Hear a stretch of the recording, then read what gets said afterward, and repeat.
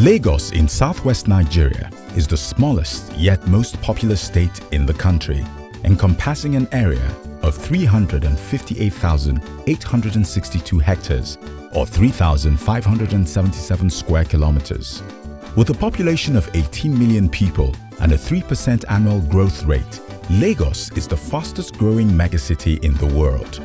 Its population even surpasses the population of some 7 African states put together. It is projected that by the year 2015, the population would reach the 25 million mark, thus making it the 3rd largest urban conurbation on the planet. Lagos is the only state in Nigeria that has a sustainable, independent economic profile. However, with its huge population and small landmass, the state faces enormous challenges in diverse sectors, chief among which is its wastewater management infrastructural outlay. Studies conducted by the World Bank show that infrastructural interventions in other sectors of the economy without a corresponding infrastructural investment in sewage and wastewater management cannot reflect positively on the socio-economic, health, and environmental quality of life of inhabitants in the state. The existing 6% wastewater infrastructure in the state is like the proverbial drop of water in the ocean, as it can barely meet the needs of 1 million of its inhabitants. To start with, 80% of all water consumed ends up as wastewater. Lagos State, therefore, with over 18 million inhabitants, generates 1.44 billion gallons of wastewater daily. In the face of 94% wastewater infrastructural deficit, the attendant health and environmental implications cannot be ignored. The consequences of inappropriate sewage and wastewater management in just one area of Lagos has a ripple effect on other localities far and near.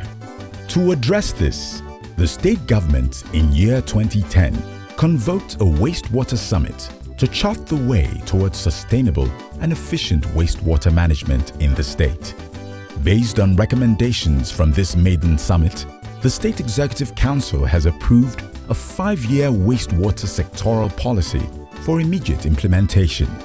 This policy will provide urgent intervention in the sector in order to elevate it in structure, stature, and sophistication.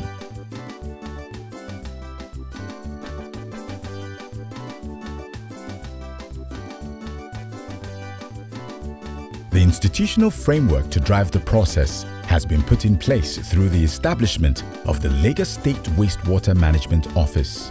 Next, the state has also correctly put the funding need of the wastewater sector at 76 billion naira over the next 5 years.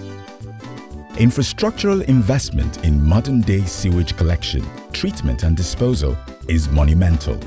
With dwindling global fortunes and competing interests on government finances, it has become necessary to involve the private sector in wastewater management to complement and fast-track government's efforts. Lagos State Government will provide 55% of the required funding from the state budgetary allocation, while the remaining 45% is expected to come from private equity.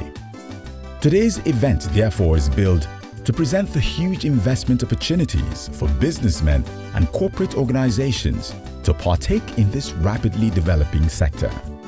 Appropriately, therefore, the theme of this forum is Wastewater Sectoral Policy, Unveiling the Investment Opportunities.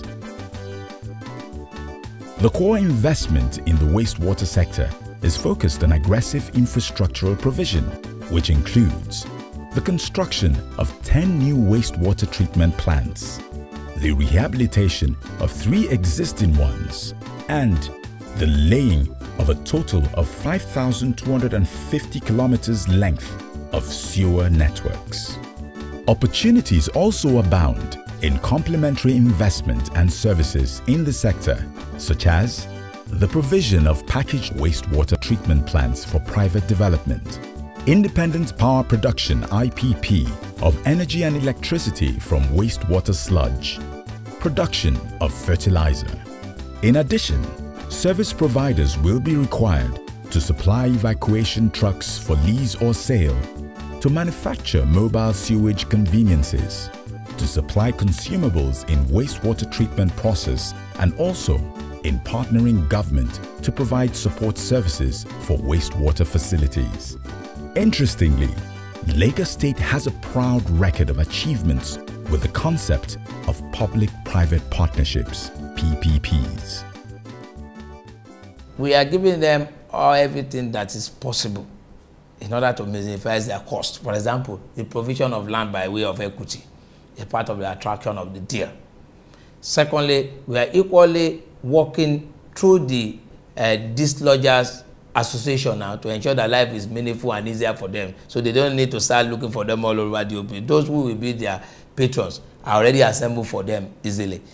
Thirdly, again, is the fact that they have certain priority. For example, they are like the dislodgers will be part of those people that will be allowed to even run during the environmental sanitation in order to be able to discharge quickly and return to their various. Again, as much as possible, government, because there is the collateral security of the government being behind all this project, they are likely to get an amount in interest that is lower than that which any ordinary businessman will be able to get from any funder outside. So that is another aspect. So by the time we have a combination of all these interventions in their favor, we expect that the investment into the sector will not be so much as to now breed a situation where they will now apply a tariff that people will not be able to afford, and they will end up still doing the same thing that we want to abate. So at the end of the day, we'll be regulating the tariff in a manner that is consistent with the challenges of each period, so that their returns is guaranteed, but not that one that will now become a problem also to the citizenry. So we must ensure as a regulatory organ that it's a win-win situation for both sides.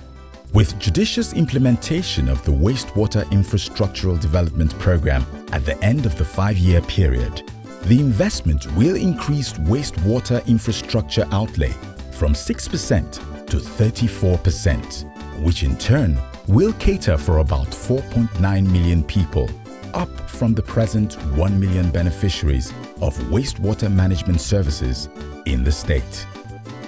Indeed, the goal of the Lagos State government is to create a model megacity that is the hub of financial and economic growth. Thus, the cardinal priority of the state remains the radical transformation of infrastructure, in the knowledge that this will create employment and boost opportunities for prosperity. This is the contract of the Fashola administration with the people of Lagos State to deliver a brighter, rewarding future to the entire citizenry. Securing the future, first of all, involves ensuring that people are alive, and that requires us to keep them healthy, to provide an environment that complements their ability to live healthy and robust and productive lives. The wastewater management and sewage management infrastructure in Lagos State is one of those areas that require very urgent attention and investment. It is intended that the business community will fully participate and benefit through guaranteed reasonable rate of returns on investment under an enabling environment provided by government. What we have done here is to create an investor's document, an investor's guide, sharing with investors the research and the studies that we have done, showing where the opportunities lie, showing also the response of the various tenements and catchment areas that need these facilities, their eagerness and receptiveness to the idea of paying for these services if they exist. This is a place to be for investors who have interest in investing in the supply, production, supply and distribution of potable water, and also the treatment and management of wastewater and our sewage management. Here's inviting the business community, both local and international, to participate fully, and together as a people and government, we shall deliver world-class wastewater service for Lagos State. Nothing is more powerful than an idea whose time has come. We have done it before. We can do it again. Come, grow with us.